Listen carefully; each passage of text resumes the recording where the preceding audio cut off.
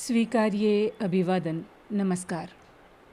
यशपाल के उपन्यास अमिता के धारावाहिक वाचन का आज प्रस्तुत है 20वां अंक। स्वीकारें अभिवादन नमस्कार।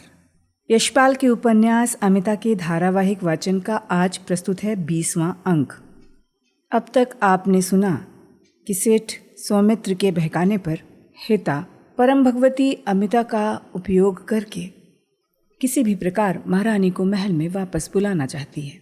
इसके लिए वो धीरे धीरे अमिता को बरगलाती है कि अम्मा को वापस लाने का एक ही तरीका है कि हम सिंहद्वार जाएं और अम्मा को लेकर आएं, क्योंकि महाअमात्य ऐसा नहीं चाहते कि वो वापस महल में आए। अमिता मचल उठती है और महल के अनुशासक सामंत प्रताप को महारानी को नगर विहार कराने की अनुमति देनी पड़ती है। अमिता जब सिंहद्वार की ओर बढ़ती हैं तो उन्हें हर तरफ घायल सैनिक दिखाई पड़ते। आइए जानते हैं आज आगे का हाल। नायक से संकेत पाकर कंधों पर रखे बांस में बंधे कपड़े में घायल सैनिक को उठाए हुए दो सैनिक महारानी की शिविका की ओर बढ़ गए। सैनिकों के कंधों पर कपड़े में लटके सैनिकों के फटे वस्त्रों पर बहुत सा सूखा हुआ रक्त लगा था। मुख सूजा हुआ था, नेत्र मुंदे हुए थे और एक कराहट निकल रही थी। सैनिक की ऐसी अवस्था देखकर बालिका महारानी का हृदय भय और करुणा से मुंह को आने लगा। अमिता ने मुंह फेर लिया। वो दूसरे सैनिकों की ओर देखने लगी। समीप आ गए सैनिकों के समूह में अधिकांश लोगों के वस्त्र रक्त से भरे हुए थे। कुछ के सिर पर बंधे वस्त्रों में रक्त था और वे अपने लाठी के सहारे चलते घायल सैनिकों को सहारा दे रहे थे। अमिता आतंक से पुकार उठी, ये क्या है? सिंहद्वार के सैनिकों के नायक ने पालकी के समीप आकर भूमि स्पर्श निवेदन किया, परम भगवती, इन सैनिकों को आक्रमणकारी आतताई चंड अशोक ने मारा है। बालिका उत्तर का अभिप्राय नहीं समझ सकी। उसके नेत्र आतंक से फैल गए और होंठ खुले रह गए। उसने पूछा, अशोक कहाँ है? नायक ने फिर उत्तर दिया, परम भगवती, चंडाशोक दूर है, वो कलिंग पर आक्रमण करने आ रहा है।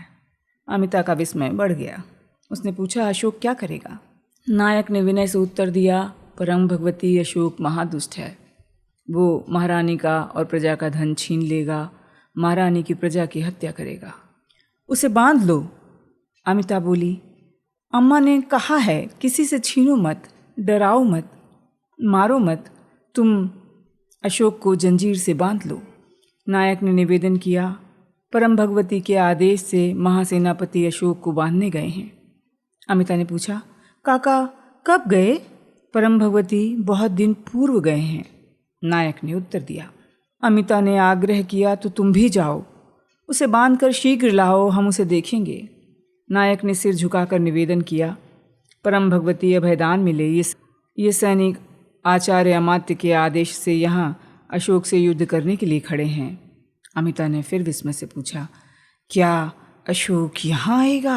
सेनानायक विनय से बोला, परम भगवती, ये तो दैव ही जानता है, परंतु यदि अशोक आएगा तो महारानी का सेवक उसका वध करने के लिए प्राण दे देंगे। नहीं नहीं, अपनी घुंघराली अलके छिटका कर निषेध में अमिता ने सिर हिलाया। तुम किसी को मत मारना, किसी को मत मारना। दुष्ट अशोक आएगा तो हम उसे वभ्रु की जंजीर से बांधेंगे। वो किसी को नहीं मारेगा, किसी से नहीं छीनेगा। सेना नायक नतमस्तक मौन रह गया। पालकी के अंगरक्षकों के नायक ने हिता के समीप आकर बात की। हिता ने अमिता के समीप आकर निवेदन किया, परम भगवती, सूर्यास्त निकट है, प्रासाद की ओर चलें। अमिता ने हिता की प्रार्थना पर ध्यान नहीं दिया। उसने शिविका से उतारे जाने की इच्छा प्रकट की। भूमि पर उतार दिए जाने के बाद सैनिकों की समूह की ओर बढ़ गई। एक सैनिक के घुटने पर चोट थी, वो दूसरे सैनिक का सहारा लेकर चल रहा था। अमिता ने पूछा, बहुत पीड़ा है तुम्हें? सैनिक आदर से मौन रह गया। अमिता ने फिर प्रश्न किया, तुम्हारे घुटने पर किसने मारा? सैनिक को उत्तर देने का साहस न हुआ। सिंहद्वार के नायक ने कहा, परम भगवती, अन्नदाता, इसका घुटना युद्ध में टूट गया है। अमिता के मुख पर करुणा का भाव आ गया। उसने घायल सैनिक से कहा, तुम युद्ध में क्यों गए थे? ऐसा खेल मत खेलो, युद्ध में मत जाना, युद्ध में कोई न जाए। तुम्हें बहुत पीड़ा हो रही है, तुमसे चला नहीं जाता, हमारी शिविका पर बैठ जाओ। महारानी का आदेश सुनकर सैनिक काँप गया। उसने भूमि स्पर्श कर महारानी को प्रणाम किया और खड़ा रहा। अमिता फिर बोली, तुम शिविका पर बैठ जाओ, हम दौड़ कर चलेंगे, हमारे पाँव में पीड़ा नहीं है, हम बहुत वेग से भागते हैं, हिता हमसे हार जाती है। सैनिक निश्चल हो गया। अंगरक्षकों को हिता ने आदेश दिया, हम आदेश देते हैं, इस सैनिक को शिविका पर बैठा दो। नायक धर्म संकट में सिर झुकाए मौन था। महारानी के आदेश का पालन न करना अधर्म था, पर महारानी की सेविका पर जनसाधारण को बैठाकर राजवाहन का अपमान करना भी तो अधर्म था। अमिता अपनी इच्छा पूरी होती न देखकर मचल कर हिता का आंचल खींचकर पुकारने लगी, हितू, ये सैनिक हमारा आदेश नहीं मानता, तुम उसे सेविका पर बैठा दो। अंगरक्षकों की नायक बालिका महारानी का अनुरोध पूरा नहीं कर सकते थे। अमिता के नेत्र सजल हो गए। अनेक संतानों के पिता प्रौढ़ सेना नायक ने अनुमान किया, बालिका की इच्छा पूरी न होने पर महारानी के नेत्रों से आंसू बह निकलेंगे। ऐसी घटना का संवाद पाकर सामंत प्रताप और महामात्य खिन्न हो जाएंगे। नायक ने भूमि स्पर्श कर महारानी की आज्ञा को स्वीकार किया। सैनिक की बाँह को पकड़कर राज्य की शिविका पर बैठाया। किम कर्तव्य विमूढ़ और भय से कांपता सैनिक शिविका पर लाद दिया गया। अमिता संतुष्ट होकर किलक कर हाथों से ताली बजाने लगी। उसने दूसरे आहत सैनिकों को भी शिविका पर बैठाने का आदेश दिया। उसकी आज्ञा से शिविका नगर के भीतर चल पड़ी। राज्य की शिविका के सामने चारण रीति के अनुसार प्रजा को राज सम्मान के लिए सावधान होने की चेतावनी दी जा रही थी, परंतु महारानी की शिविका पर घायल सैनिक बैठे हुए थे। बालिका महारानी पालकी के साथ उछलती कूदती चली जा रही। नगरपाल चित्ररथ राजपथ के किनारे एक भवन में चौकसी के लिए उपस्थित था। उसका काम था सिंहद्वार से महारानी की सवारी राजप्रासाद की ओर जाते समय पथ पर किसी प्रकार की भीड़ और अव्यवस्था न हो पाए। चारण की पुकार सुनकर वो मार्ग पर आ गया। राज्य की शिविका पर कई घायल सैनिक और महारानी पैदल। ये चित्र देखकर नगरपाल के नेत्र क्रोध से आरक्त हो गए। चित्रपथ ने इस अविनय, अनाचार और राजशक्ति के असम्मान के लिए शिविका के साथ चलते अंगरक्षकों के प्रौढ़ नायक की भर्त्सना की। नायक का उत्तर पाकर नगरपाल को मौन रह जाना पड़ा। जनसाधारण का ध्यान इसकी ओर ना जाए, इसके लिए चारण को राजकीय शिविका की घोषणा से निषेध कर दिया गया। नगर के चौक में और अधिक भीड़ थी। राजकीय शिविका पहुंचते ही नगरपाल ने महारानी के सम्मुख हाथ जोड़ा। परम भगवती, राजेश्वरी, इन सैनिकों के घर वहाँ ही हैं। ये अपने घर जाएंगे और राजेश्वरी शिविका पर आसन ग्रहण करें। नगरपाल का संकेत पाकर वाहनों ने शिविका पथ पर रख दी। शिविका पर रख दिए गए सैनिक उतरकर आने के लिए उठने लगे। अमिता बोली, नहीं नहीं, हम इन घायल सैनिकों को प्रासाद ले जाएंगे और दूध भात खिलाकर परयक पर सुला देंगे। नगरपाल निरुपाय हो गया। परिस्थिति ना संभाल सकने की अपनी विवशता में उसने क्रोध से शिविका के साथ चलते कंचुकी और हिता की ओर देखा। हिता तुरंत अमिता के कान के समीप झुक गई। समझाया, भगवती, सैनिक घर नहीं जाएंगे तो उनकी अम्मा रोएंगी। बालिका पल भर के लिए सोच में पड़ गई। इनकी अम्मा को बुलाओ, हम देखेंगे। घायल सैनिकों के समीप जाकर अमिता उन्हें पुचकार कर समझाने लगी, युद्ध मत करना। अम्मा कहती है युद्ध और हिंसा पाप है। नगरपाल ने इस परिस्थिति को शीघ्र समाप्त कर देने के लिए घायल सैनिकों के परिवार के लोगों को तुरंत बुलाकर उन्हें ले जाने का आदेश दिया। हिता बार बार अमिता के कान में समझा रही थी, इन्हें अपनी अम्मा के पास जाने दें। एक प्रौढ़ा और एक युवती अपने पुत्र और पति के घायल होकर लौटने के समाचार पाकर रोती बिलखती हुई आई। नगरपाल के संकेत से स्त्रियों का विलाप मौन हो गया। उनके आंसू देखकर अमिता के आंसू झरने लगे। सूर्यास्त हो चुका था। बाजारों में संध्या समय के कामकाज की भीड़ बढ़ रही थी। अंधेरे में महारानी का प्रासाद से बाहर रहना उचित नहीं था। घायल सैनिकों की माँ अपने पुत्र का सिर गोद में लेकर रो रही थी। अमिता को अपनी माँ की याद आ गई। और वो अपने माता के समीप जाने का आग्रह करने लगी। नगरपाल बहुत व्याकुल हो रहा था इस अव्यवस्था के लिए। उसे महाअमात्य क्या कहेंगे।